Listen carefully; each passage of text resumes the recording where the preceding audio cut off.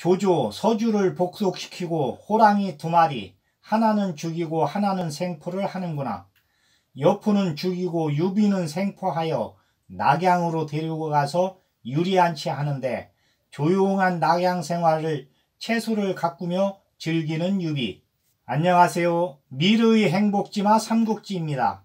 이 시간에는 유비와 조조가 여포를 잡고 서주의 백성들은 유비가 서주를 다스리게 해달라고 조조에게 청원을 넣는데 조조는 좋은 말로 달래면서 유비는 중앙에서 중요한 업무를 해야 된다고 낙양으로 데려가서 유리한치 즉 토사구팽을 시키는데 호랑이를 잡았으니 또 다른 호랑이는 우리에 가둔다.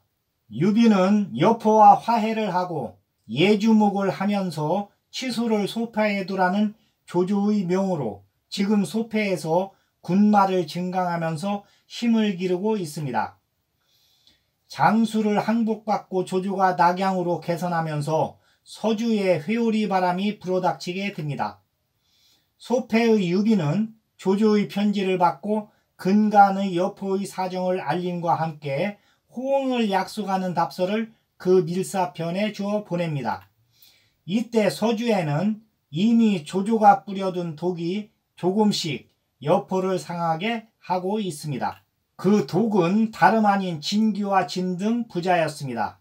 마음속으로 이미 조조의 사람이 된 그들은 먼저 아첨으로 여포를 녹였습니다. 여럿이 모인 술자리마다 번갈아 여포를 추겨 세웠고 큰 잔치 때는 여포의 덕을 칭송하는데 부자 모두 입에 침이 마를 지경이었습니다. 여포 또한 그리 밝은 의인이 되지 못해 그걸 싫어하지 않았으나 진국만은 그들 부자의 하는 일이 못마땅했습니다. 진규 부자가 겉으로는 장군께 아첨하고 있으나 그 마음속은 헤아릴 길이 없습니다. 마땅히 그들의 농간을 미리 방비하는 것이 좋겠습니다. 어느 날 진궁은 틈을 보아 여포에게 그렇게 말했습니다. 하지만 이미 진규 부자의 아첨에 흠뻑 빠져있는 여포는 오히려 성을 내며 진궁을 꾸짖었습니다. 그대는 까닭없이 남을 모함하여 좋은 사람을 해치려 하시오. 진궁은 어이가 없었습니다. 여포의 뒤끝이 보이는 것 같아 그 자리를 물러나며 홀로 탄식을 합니다. 충성된 말을 받아들여주지 않으니 우리들이 반드시 앙화를 입겠구나. 그리고는 여포를 버리고 가고 싶었으나 차마 그럴 수 없었습니다. 그동안의 정도 정의련이와 또다시 주인을 버려 세상 사람들이 비웃음을 사고 싶지는 않았던 것입니다. 그 바람에 나날을 울적하게 보내던 진궁은 어느 날 소와 멱을 데리고 사냥을 나갔습니다. 울적함도 풀고 바람도 쏘일 겸 소패 쪽으로 나간 것인데 거기서 이상한 일을 만나게 됩니다. 관도 위에서 한 마리 영마가 나는 듯 그들을 앞질러 달려가는 것이었습니다. 얼른 보면 이상할 것도 없지만 말 위에 탄 자가 까닭없이 허둥대는 것이 문득 진궁의 의심을 일으켰습니다. 저자를 잡아라. 진궁은 자신도 모르게 데리고 온 수하에게 소리쳤습니다. 그리고 오래전에 붙들려온 자에게 물었습니다. 너는 어디로 가는 사자이냐? 그런데 이상한 것은 그 사자였습니다. 자기를 붙든 것이 여포의 부하인 걸 알자 갑작스레 당황해하며 대답을 못하는 것이었습니다. 진궁은 수하를 시켜 그의 몸을 샅샅이 뒤져보도록 했습니다. 그러자 봉서 한 통이 나왔는데 뜻밖에도 유비로부터 조조에게로 가는 것이었습니다. 진궁은 그 봉서를 뜯어보지 않아도 내용을 짐작할 만했습니다.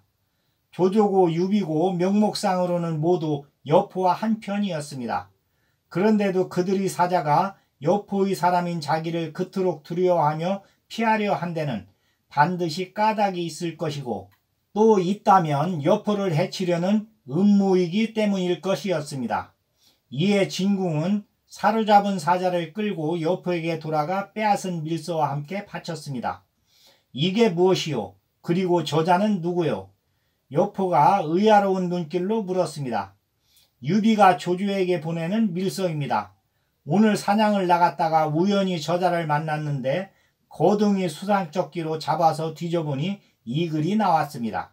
그제서야 여포도 심상찮은 느낌이 들었는지 급히 끌려온 사자에게 물었습니다. 이 글이 어디서 난 것이냐? 그러자 사자가 부들부들 떨며 대답했습니다. 조승상께서 저를 뽑아 유해주께 글을 내리셨기로 그 글을 전하고 답서를 받아가는 길입니다. 그러나 그 안에 무엇이 쓰여져 있는지는 저도 모르고 있습니다. 그 말에 여포는 피봉을 뜯고 유비가 조조에게 보내는 글을 세밀히 읽었습니다. 밝으신 명을 받들었으니 여포를 도모하는 일에 어찌 주야로 마음쓰지 않을 수 있겠습니까? 다만 이 비가 군사는 보잘것없고 장수도 적어 감히 가볍게 움직이지 못했을 따름입니다. 하오나 만일 승상께서 크게 군사를 일으키신다면 비가 마땅히 그 선봉이 될 것입니다. 군사를 엄히 단속하고 싸울 채비를 다하여 오직 크신 명이 다시 이를 때까지 기다릴 따름입니다. 글의 내용은 대강 이랬습니다. 읽기를 마친 여포는 놀람과 분노로 소리쳤습니다. 조조 그 역적놈이 감히 이럴 수 있느냐. 그리고는 수하에게 명하여 그 사자를 목베게 한 뒤 진군과 장패를 시켜 먼저 자신을 도와 싸울 패거리부터 모으게 했습니다. 태산에 자리하고 있는 도적대의 우두머리, 손관, 오돈, 윤내, 창의 등이었습니다. 진군과 장패가 그들을 깨워들이자 여포는 먼저 그들로 하여금 동쪽으로 나아가 산동과 연주의 여러 군을 빼앗게 하고 다음에는 고순과 장류에게 군사를 주어 유비를 치고 소패성을 빼앗게 했습니다. 송원과 의속은 서쪽으로 나아가 연암과 영천을 치게 했으며 자신은 친히 중군이 되어 그들 세 갈래의 뒤를 받쳐주기로 했습니다. 고순과 장료가 군사를 이끌고 소패로 쳐들어오고 있다는 소식은 곧 유비에게 전해졌습니다. 아직 조조에게로 보낸 밀서가 엉뚱하게도 여포의 손에 들어간 줄 모르는 유비는 의아로운 가운데도 놀라 무리를 모아놓고 의논했습니다. 손건이 먼저 의견을 내어놨습니다. 까닭은 알 수 없으나 어쨌든 여포가 군사를 낸 것은 분명하니 먼저 조조에게 위급을 알리는 것이 좋겠습니다. 유비가 그 말을 옳게 여겨 좌우를 보고 물었습니다. 방금 서주의 군사가 몰려오고 있는데 누가 허도로 가서 위급을 알리겠소? 그때 계하에서 한 사람이 나섰습니다. 제가 다녀오겠습니다. 유비가 반갑은 얼굴로 보니 간홍이었습니다. 유비와 같은 고향 탁현 사람으로 그 무렵 막빈으로 와 있었는데 스스로 그 일을 떠맡고 나선 것입니다. 유비는 간홍에게 급히 글 한 통을 닦아 그날 밤으로 허도를 향해 달려가게 한 뒤 농성할 준비에 들어갔습니다. 성을 지키는 데 필요한 기구며 무기를 정돈하고 자신은 남문, 손건은 분문, 관우는 서문, 장비는 동문을 하나씩 맡아 지키게 했습니다. 그리고 미축과 그 아우 미방에게는 중군을 맡아 두 아내와 가술들을 보호하게 했습니다. 미축과 미방이 그의 둘째 아내인 미부인의 오라비들이니 남보다 나으리라 여겨 그들에게 가술을 맡긴 것입니다. 먼저 소패에 이른 것은 고순이 이끈 군사들이었습니다. 유비는 성 위에 있는 누각에 올라 고순을 내려다보며 소리쳤습니다. 나와 봉선은 서로 틈이 벌어질 일이 없는데 어찌하여 이렇게 군사를 이끌고 왔느냐. 고순이 성난 목소리로 맞받았습니다. 네 놈은 조조와 손을 잡고 우리 주공을 해치려 하였다. 이제 일이 이미 다 드러났으니 어서 내려와 포박을 받아라. 그리고는 곧 군사를 몰아 거세게 성을 공격하기 시작했습니다. 유비는 굳게 성문을 닫아걸고 오직 지킬 뿐 나가 싸우지 않았습니다. 조조의 구원이 이를 때까지 기다리고자 함이었습니다. 이튿날 장료가 이끈 군사들도 소패에 이르렀습니다. 장료는 고순이 공격하고 있는 남문을 지나 서문으로 달려들었습니다. 성우에서 내려보던 관우가 점잖게 물었습니다. 공은 보아의 의표가 속되지 아니한데 무슨 까닭으로 역적에게 잘못 몸을 맡기시었소? 그 말에 장료는 문득 머리를 수그리며 대답을 못합니다. 관우도 그가 비록 여포 아래 있어도 충의가 남아있는 사람임을 알아보고 더는 장녀의 심사를 건드리지 않았습니다.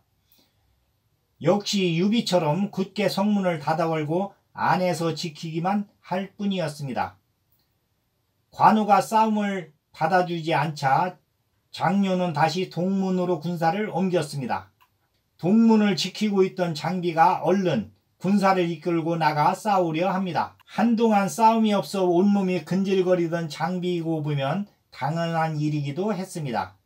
그 말을 들은 관우가 급히 동문으로 달려가 보니 장비가 막 성문을 열고 뛰쳐나가고 있었습니다.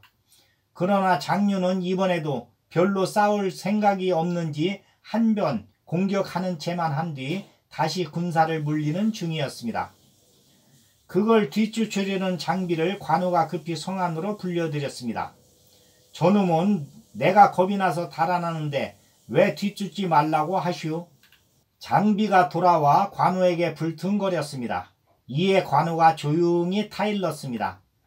저 사람의 무예는 결코 너보다 아래가 아니다. 다만 내가 한 바른 말을 듣고 스스로 부끄러운 마음이 일어나 우리들과 싸우려 하는 뿐이다. 그런 사람을 구태여 핍박해서는 아니 된다. 그 말을 듣자 장비도 깨달아지는 게 있는지 사졸들을 나가지 못하게 하고 굳게 성문만 지키게 했습니다. 그리고 자신도 다시는 더 나가 싸우려 들지 않았습니다. 한편 유비의 의급을 알리기 위해 몸을 빼쳐 허도로 간 간홍은 조조를 만났습니다. 여포가 군사를 일으킨 일을 말하고 구원을 청하자 조조는 곧 그 일을 의논하기 위해 모사들을 불러들였습니다. 나는 이 기회에 여포를 치고 싶소. 그런데 이번에 원소는 달래놓았으나 다만 두려운 것은 형주의 유표와 남양의 장수가 우리들을 노리는 일이오. 여러분의 의견은 어떠시오? 그 말에 순유가 일어나 답합니다. 장수와 유표는 이번에 다시 졌으니 감히 가볍게 움직이지 못할 것입니다. 하지만 여포는 효용이 빼어난 데다 다시 원술과 연결되어 회수와 사수 일대를 날뛰게 되면 그때는 정말로 처없애기 어려울 것입니다. 이번에 여포를 쳐 아예 그 뿌리를 뽑아버리는 것이 좋을 듯 싶습니다. 곽가도 순유를 지지하고 나섰습니다. 이제 승상께에 거역하기 시작하니 때는 지금입니다. 오래되어 백성의 무리가 따르기 전에 여포를 쳐야 합니다.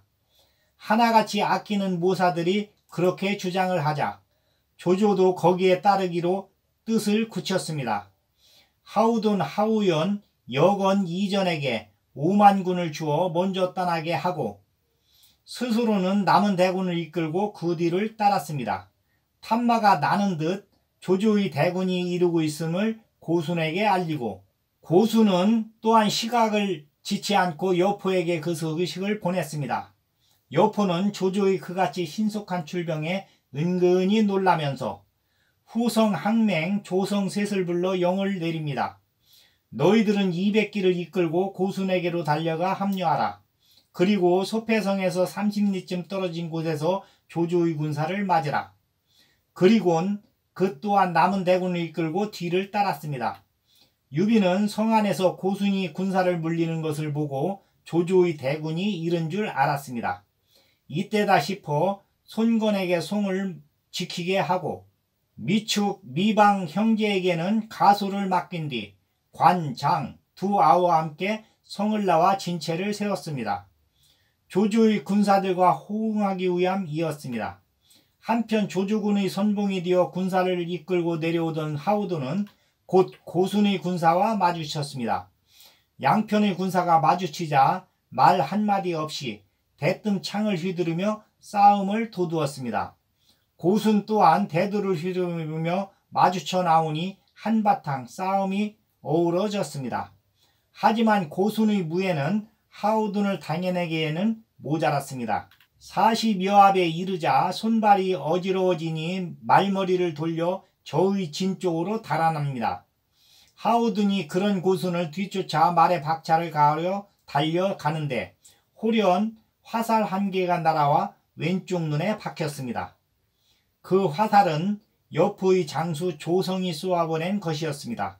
저희 대장 고순이 쫓기는 걸 보고 몰래 활에 살을 먹여 날렸는데 공교롭게도 하우든의 왼쪽 눈을 맞히게 된 것입니다.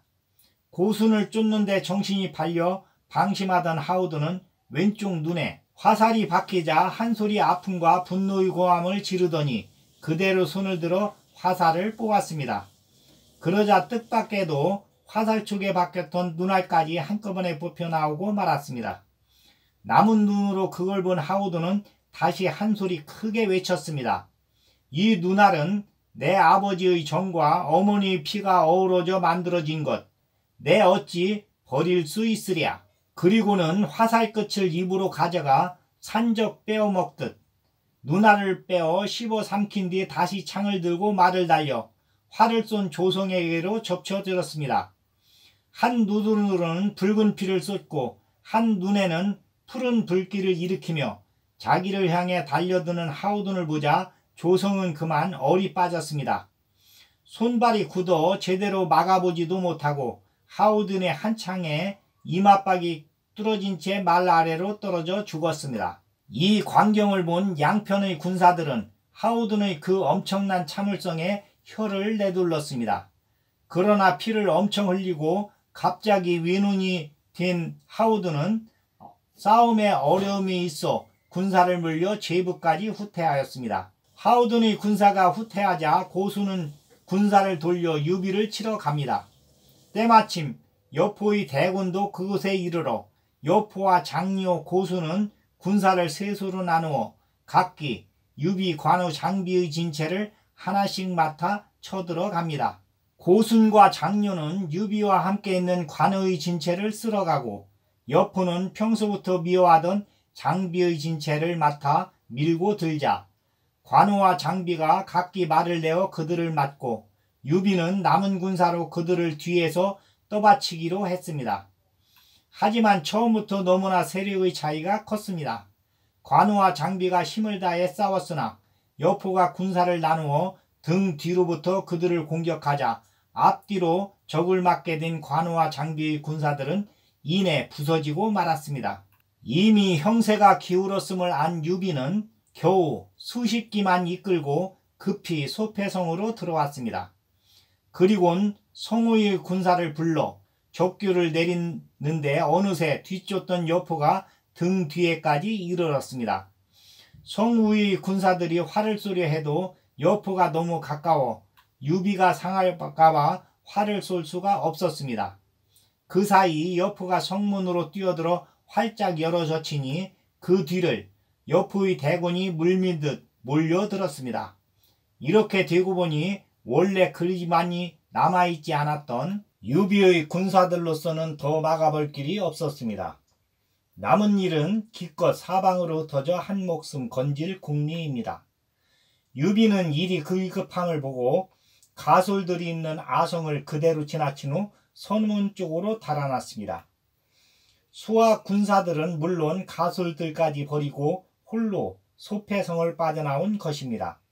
한편 소패성을 빼앗은 여포는 먼저 유비가 갇혀하던 집으로 가보았습니다. 유비는 없고 그 가솔들을 보호하고 있던 미축이 나와 여포에게 말했습니다. 듣기로 대장부는 남의 처자를 함부로 죽이지 않는다 합니다. 지금 장군과 천하를 다투는 자는 조공이지 제 주인 유비는 아닙니다. 오히려 제 주인께서는 지난날 원문에서 화극의 가지를 쏘아 맞춰 원술로부터 구해주신 은혜를 언제나 잊지 않고 계셨습니다. 이번 일은 조공께 의탁하다 보니 어쩔 수 없이 저질러진 것일 뿐입니다. 장군께서는 부디 가련하게 여겨 주십시오. 간곡하면서도 비굴하지 않은 어조였습니다. 여포도 마음이 움직이는지 온화하게 대답합니다. 현덕과 나는 오래 사귀어온 사이다. 비록 지금은 창칼을 맞대게 되었으나 그 처자까지 죽일 리야 있겠느냐. 그리고는 미축에게 영을 내려 유비의 가소를 거느리고 서주로 옮겨 안심하고 지날 수 있게 했습니다. 소패성이 안돈되자 여포는 고순과 장료를 남겨 성을 지키게 하고 자신은 대군을 이끌고 산동과 연주의 경계까지 나아갔습니다. 조조의 대군을 맞아 자웅을 결하기 위함이었습니다. 이때 유비 쪽의 형편은 말이 아니었습니다.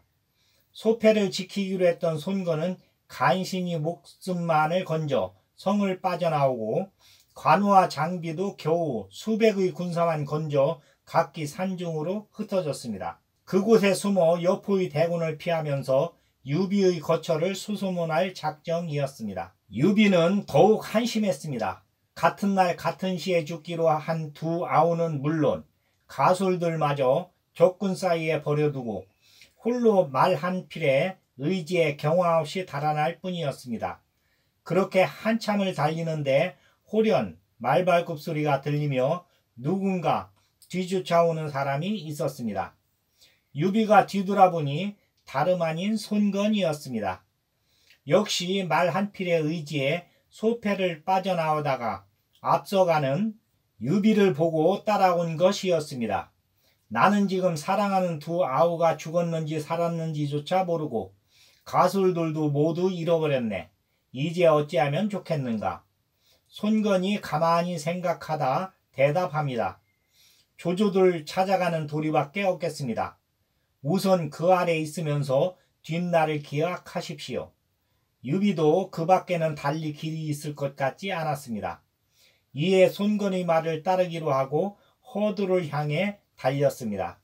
그렇게 유비와 손건이 허두를 향해 달린 지 3일째 되는 날, 양성 가까이 이르렀을 때 저만큼서 먼지가 자욱이 일면서 한때의 군마가 달려오고 있는데 깃발을 보니 조조의 군마였으며 거기다가 조조가 거기 있다는 걸 알자 유비는 손건과 함께 곧장 조조가 있는 중군기 아래로 말을 몰았습니다. 조조를 만난 유비는 소패성 잃은 일과 아울러 두 아우와 가솔들까지 생사를 모르게 된 걸 말하며 눈물을 흘렸습니다. 듣고 있던 조조 또한 눈물을 머금었습니다. 조조는 유비를 중군에 머물게 한 뒤 군사를 재촉하여 여포를 찾아 나아갑니다. 대군이 제북에 이르렀을 때 하우연이 군사 약관과 함께 조조를 맞았습니다. 하우연으로부터 첫 싸움의 경과를 자세히 들은 조조는 왼쪽 눈을 잃은 하우돈이 누워있는 곳으로 가서 그를 위로한 뒤 먼저 허도로 돌아가 몸조리를 하도록 했습니다. 그리고는 탐마를 보내 여포가 있는 곳을 알아보게 했습니다. 여포와 진궁, 장패 등은 태산의 도적대들과 연결하여 함께 연주의 여러 군을 공격하고 있습니다. 오래전에 탐마가 그 같은 연가를 가지고 왔습니다. 조조는 즉시 명을 내려 조인으로 하여금 3,000군마를 이끌고 소패성을 치게 하고 자신은 유비와 함께 여포와 싸우러 갑니다. 조조의 대군이 미쳐 산동에 이르기 전이었습니다. 소관 가까운 길을 지나는데 태산의 도적대인 손관, 오돈의 무리 3만여가 길을 막았습니다. 허전은 어디 있는가? 어서 나가 저 좀도둑들이 머리를 베어오라. 그렇게 소리치자 허전은 평소에 자랑하는 큰 칼을 휘두르며 말을 날려 나갑니다. 허저의 용맹을 들은 적이 있는 도적대의 우두머리인 네 장수가 한꺼번에 나와 허저와 대적을 합니다.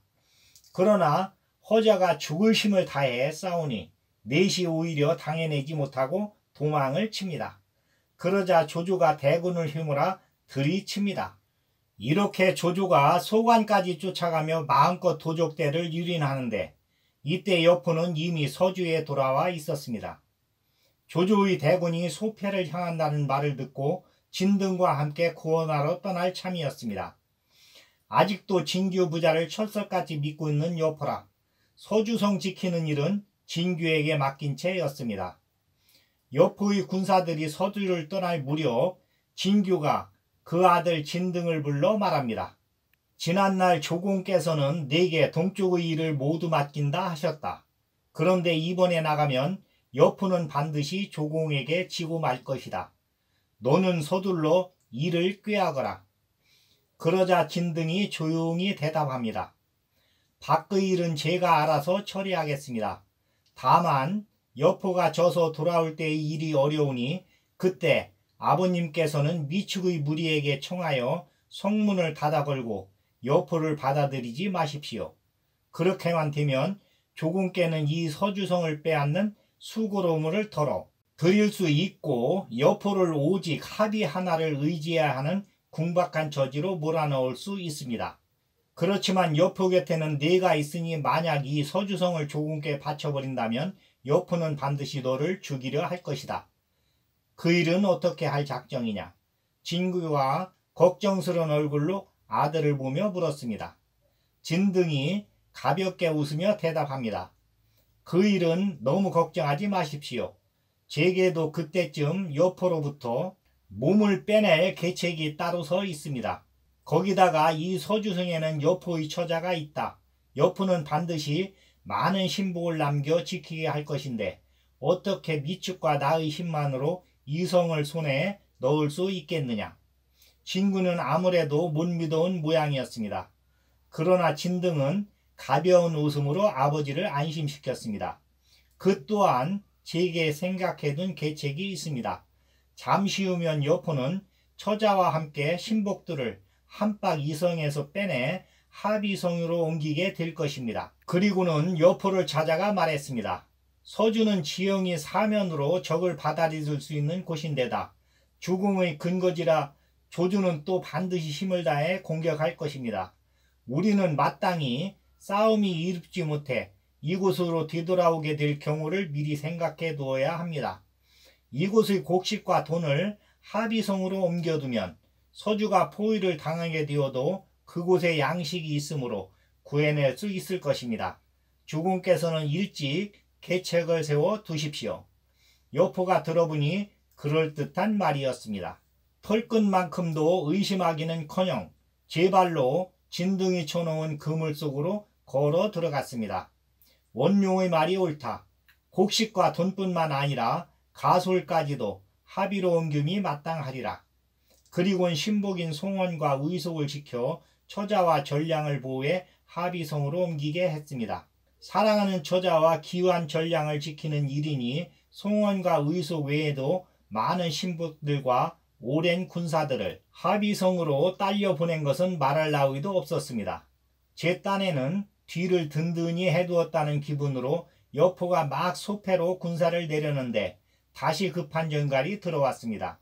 태산의 도적대인 손관, 오돈의 무리가 조조에게 대패하여 소관으로 쫓겨 들어갔다는 내용이었습니다. 이에 여포는 먼저 소관부터 구할 양으로 군사를 그쪽으로 돌렸습니다. 소관으로 가는 길을 반쯤 지났을 때였습니다. 진득이 문득 여포에게 청했습니다. 제가 먼저 소관으로 가서 조조의 허실을 탐지해 보겠습니다. 주공께서는 그런 연후에 군사를 움직이십시오. 여포가 들으니 또한 그럴듯했습니다. 곧 거기서 행군을 느리게 하고 진등을 먼저 소관으로 보냈습니다.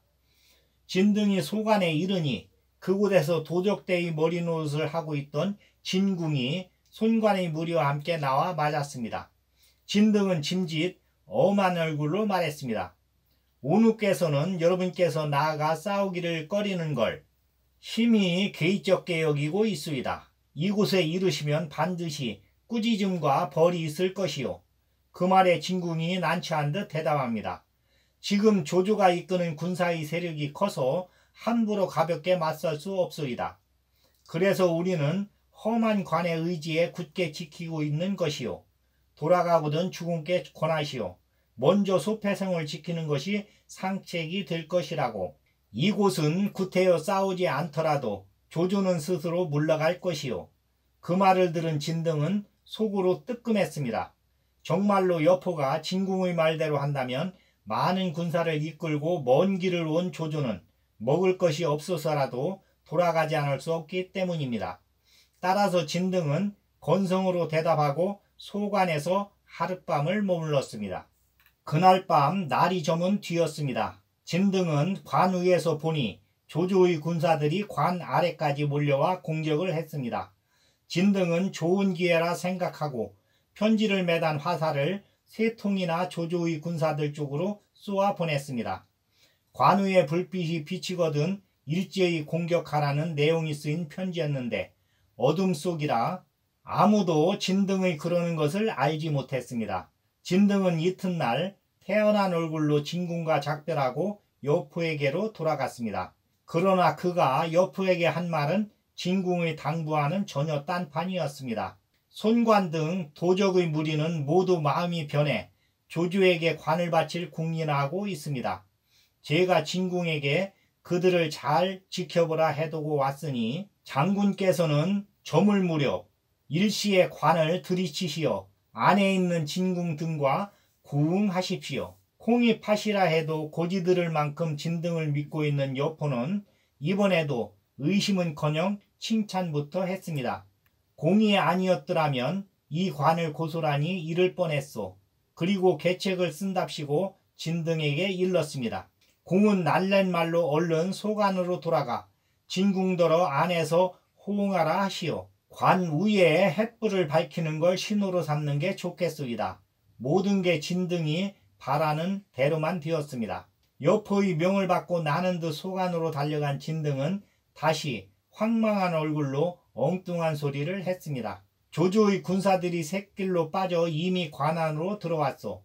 서주를 잃을까 두려운 마당이니 공들은 서주로 돌아오도록 하라는 주공의 명이요. 아무리 진궁이라 하지만 여포의 신임을 받는 진등이 그렇게 말하니 믿지 않을 수 없었습니다. 할 수 없이 소관을 버리고 밤을 틈타 무리와 함께 서주를 향해 내달았습니다. 하지만 진등은 이미 무리에 섞여 있지 않았습니다. 어수선한 중에 몸을 빼 관 위에다 불을 질렀습니다. 그 불길을 보고 약속된 군우라 믿은 여포는 지체 없이 소관으로 군사를 몰아갔습니다. 여포는 소관으로 달려들고 진궁이 이끄는 무리는 서주로 향하고 있으니 두 편이 도중에 만난 것은 당연했습니다. 그러나 어둠 속이라 양쪽 다 저의 편을 조조의 군사로 오인하고 한바탕 싸움을 벌였습니다. 한편 여포가 관우의 불길을 보았을 무렵 조조도 그것을 보았습니다. 간밤에 군사들이 주워온 화살 끝에 진등의 편지에 쓰인 그대로였습니다. 낮부터 채비를 시키고 있던 장졸들을 일제히 내몰아 여포의 군사들이 저희들끼리 엉켜붙어 싸우고 있는 곳을 급습했습니다. 그제서야 여포 쪽에서도 일이 괴상하게 뒤틀린 것을 알았으나 이미 때는 늦은 뒤였습니다. 먼저 손관을 비롯한 태산의 도적대부터 풍비박산이 되어 흩어지고 이어 여포도 어찌해 볼 수 없는 지경에 이르렀습니다. 할 수 없다. 서주로 돌아가자. 여포는 그렇게 말하며 난군 가운데서도 용케 다시 만난 진궁과 함께 서주로 향했습니다. 그런데 이게 웬일인가? 간신히 서주성 아래에 이르러 성문을 열라고 외치자 난데없이 성위에서 화살이 비오듯 쏟아졌습니다. 이놈들아 정신이 빠졌느냐? 너희 주인 여포가 왔다. 여포가 분통이 터져 그렇게 소리쳤습니다. 그 말에 화살비가 거치며 성벽 위에 한 사람이 나타나 큰 소리로 여피를 꾸짖습니다. 네 놈이 어찌하여 서주의 주인일 수 있겠느냐? 원래 서주의 주인은 우리 주인이었는데 네 놈이 뺏었으니 이제 마땅히 우리 주인에게 돌려주려 한다. 두 번 다시 이 성에 들 생각을 말하라. 여포가 성난 눈을 부릅떠 보니 그는 다름 아닌 미축이었습니다. 하지만 여포는 아무래도 어찌해서 일이 그렇게 되었는지 알 길이 없었습니다. 한동안 말없이 성우이를 바라보다 다시 노한 목소리로 미축에게 물었습니다. 내가 떠날 때 이 성을 맡긴 것은 진규였다. 진규는 어디 있느냐? 이미 내가 죽였다. 미축이 그렇게 거짓으로 대답했습니다. 혹시라도 진등이 여포의 곁을 빠져나오지 못했을 경우를 대비해서였습니다. 그렇지만 여포도 드디어 이상한 느낌이 든 모양이었습니다. 문득 진궁을 돌아보며 물었습니다. 진등은 어디 있소? 그 말에 진궁이 한심한 듯 반문합니다.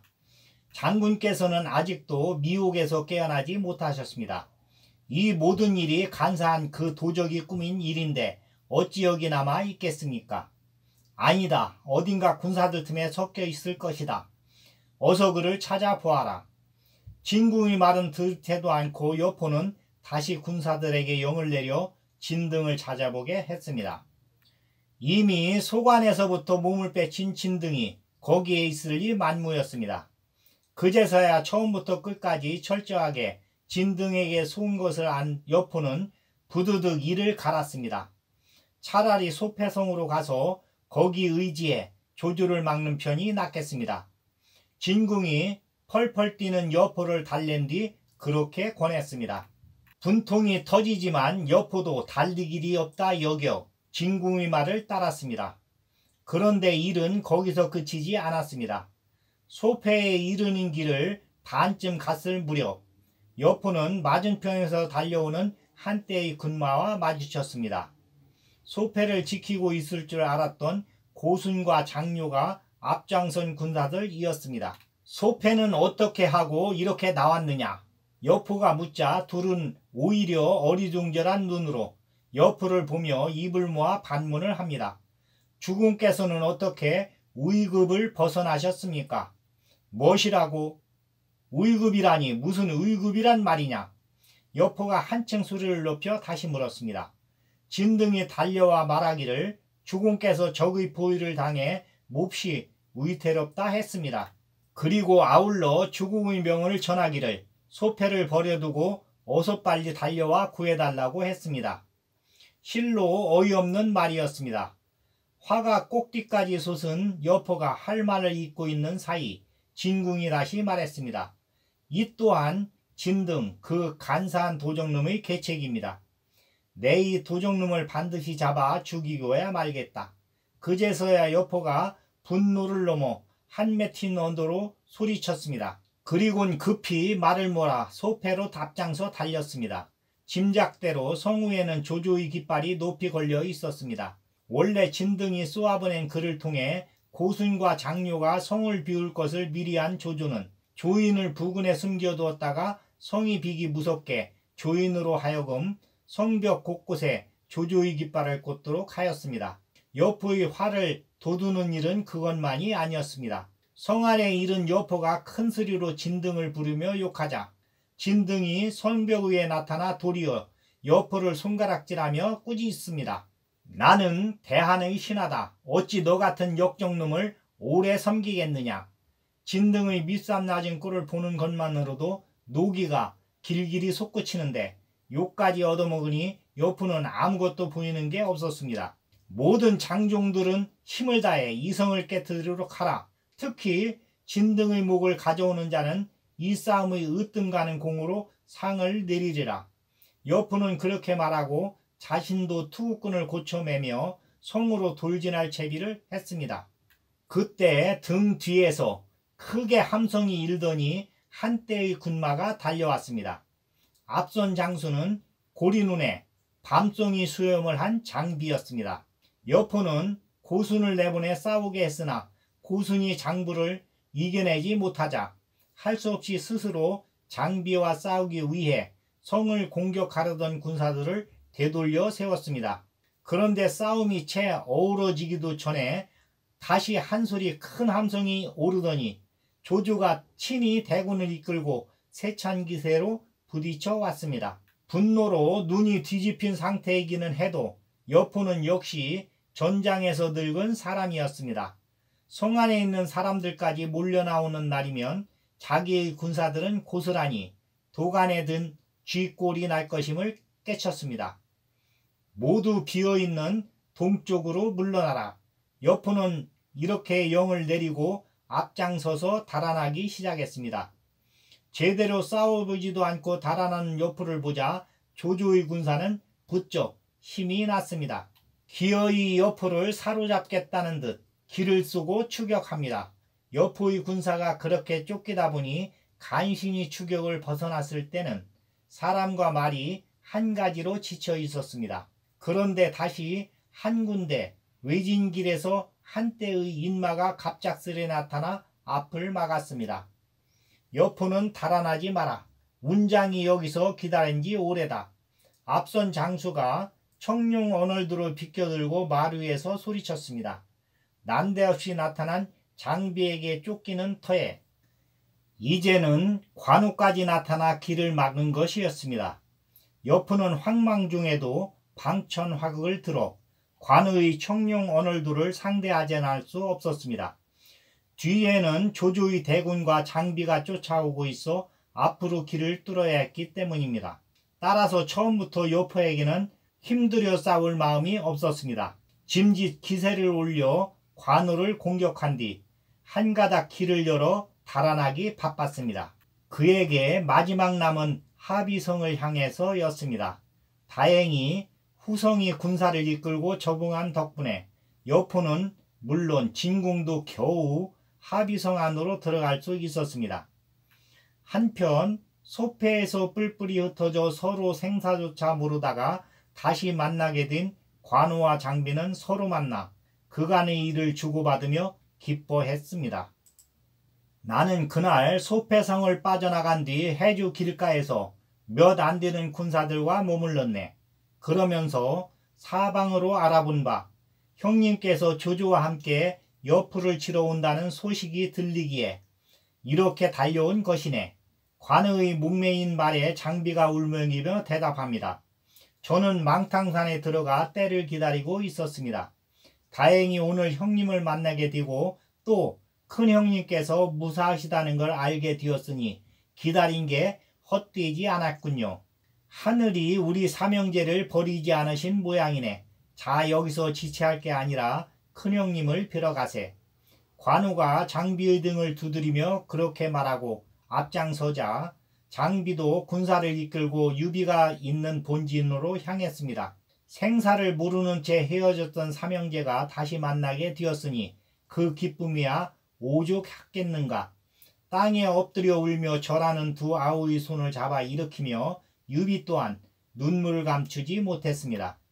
이제 함께 조승상을 뵈러 가세. 이윽고 유비가 그렇게 말하며 둘을 데리고 조조를 만나러 갔습니다. 조조도 둘을 반가이 맞으며 유비가 함께 자신을 따르도록 했습니다. 유비와 관장 삼형제가 조조를 따라 서주성으로 들어가니 이번에는 미축이 다시 눈물로 맞았습니다. 그리고는 미축을 통해 가솔들이 모두 무사한 걸 알자 유비의 기쁨은 컸습니다. 근거가 되는 성을 빼앗기고도 두 아우는 물론 처자와 노소까지 아무 탈 없이 다시 만날 수 있는 것은 하늘의 보살핌이라 믿었습니다. 그러나 누구보다 기쁨이 큰 것은 조조였습니다. 두려워했던 손실을 입지 않고 서주와 소패를 빼앗았을 뿐만 아니라 여포를 하비성에 가두어 놓을 수 있게 된 까닭이었습니다. 조조는 그 같은 성과를 얻게 된 데 가장 공을 세운 진규와 진등 부자가 찾아들자 크게 잔치를 벌였습니다. 자신은 가운데 앉고 왼쪽에는 진규를 오른쪽에는 유비를 앉힌 뒤 다른 장수와 모사들도 각기 자기를 정해 앉게 하고 그들이 누구를 치하했습니다.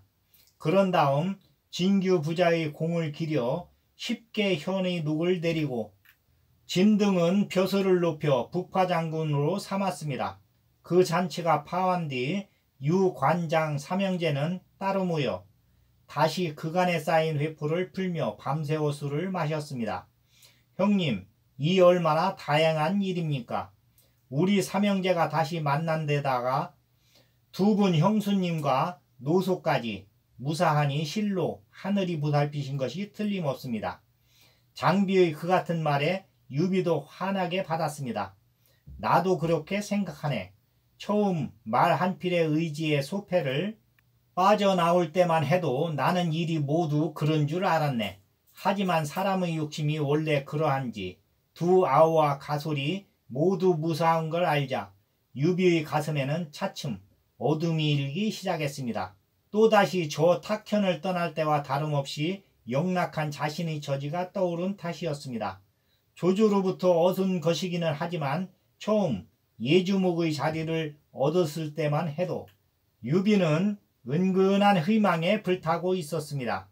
오래전부터 꿈꿔온 자립의 기반을 다질 수 있으리라는 예상에서였습니다. 그러나 미처 그 꿈을 펴보기도 전에 조조와 여포 간의 싸움이 벌어지고 자신은 그 와중에서 다시 모든 걸 잃은 채 조조의 더부살이 하는 신세가 되고 말았습니다. 이 싸움의 흙먼지에 휩쓸려 겨우 움트던 꿈이 산산이 흩어져 버린 셈이었습니다. 한편 조조는 손쉽게 서주를 얻게 된 걸 기뻐하면서 다음날 다시 여럿과 함께 합의성 칠 일을 의논합니다. 모사 정욱이 나서서 말했습니다. 이제 여포에게는 합의성 하나가 남았을 뿐입니다. 만약 너무 급하게 들이치면 반드시 죽기로 싸우다가 원술에게 투항해 버릴 것입니다. 여포가 원술과 합세하면 그때는 참으로 치기 어렵게 될 것이니 먼저 그것부터 막아야 합니다. 싸움에 능한 장수를 뽑아 회남으로 가는 길목을 지키게 하여 안으로는 여포가 그리로 도망가는 걸 막고 밖으로는 원술이 여포를 구하러 오는 걸 막을 수 있을 것입니다. 뿐만 아니라 산동에는 아직 장패 손관의 무리가 기순하지 않고 있습니다. 거기에 대한 방비 또한 소홀해서는 아니 될 것입니다. 조조가 들어보니 한치의 빈틈도 없는 헤아림이었습니다. 이에도 논란할 것도 없이 거기에 따르기로 하고 유비에게 말합니다. 나는 산동에 남아있는 여러 갈래의 적을 방비하며 합의성을 치겠소. 바라건대 현덕은 회남으로 통하는 길목을 막아주시오. 유비도 기꺼이 응합니다. 승상께서 그렇게 영을 내리시는데 어찌 감히 어기겠습니까? 그리고는 다음 날로 미축과 간홍을 서주에 남겨둔 채 손권과 관장 두 아우를 데리고 회남으로 가는 길목을 막으러 떠났습니다. 이때 합의성의 여포는 식량이 넉넉한 데다 성을 둘러싼 사수가 기품을 믿고 마음이 느긋합니다. 가만히 앉아 지키기만 해도 별 걱정 없이 견뎌낼 수 있을 것 같았습니다. 그런 여포를 진궁이 깨우쳤습니다. 주조의 군사는 이제 막 다다라 아직 진체며 책이 제대로 이루어지지 못했습니다. 이 틈을 노려치면 못 이길 까닭이 없습니다. 그러나 여포는 고개를 설레설레 저었습니다. 우리 군사는 이미 여러 번을 거듭해해 가볍게 성을 나가 싸울 수 없소. 오히려 적이 공격해 오기를 기다려 되받아 치면 깨끗이 사수로 쓸어 넣어버릴 수 있을 것이요.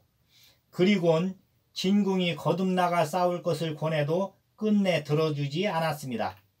그렇게 며칠이 지나자 조조의 군사들은 이미 진체를 다지고 목책을 엄중하게 세워 자리를 잡고 말았습니다.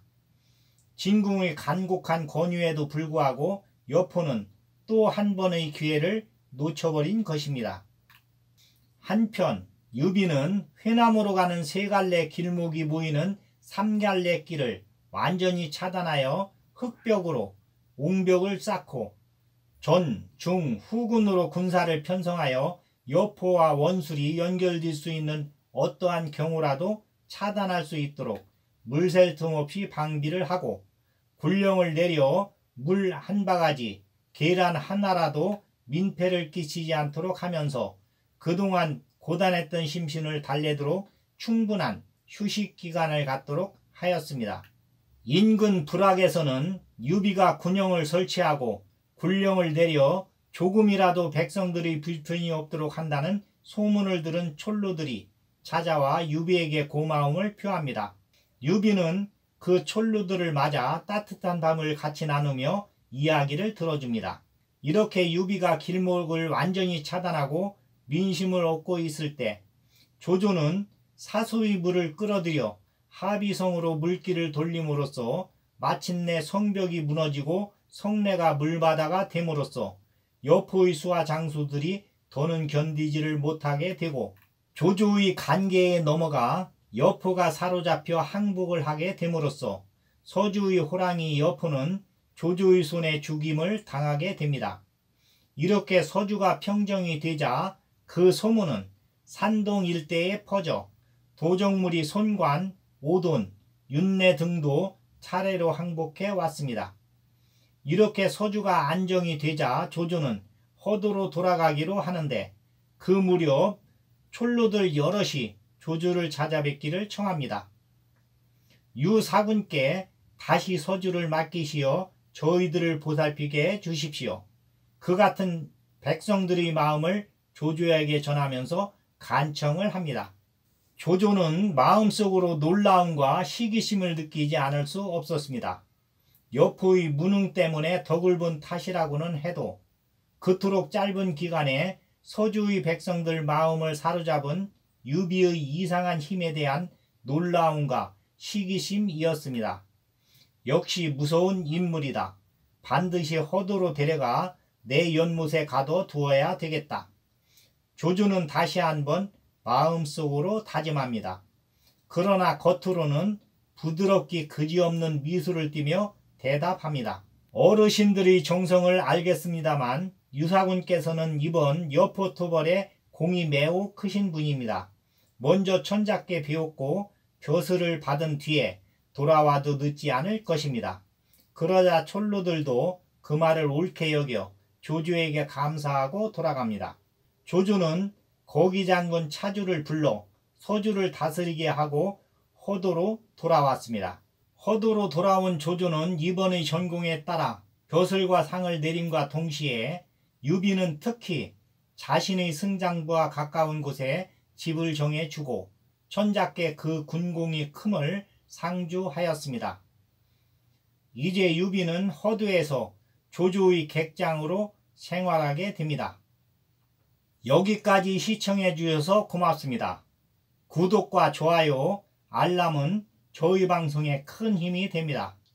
더욱 알차고 좋은 방송이 되도록 최선을 다하겠습니다. 감사합니다. 좋은 날 되세요.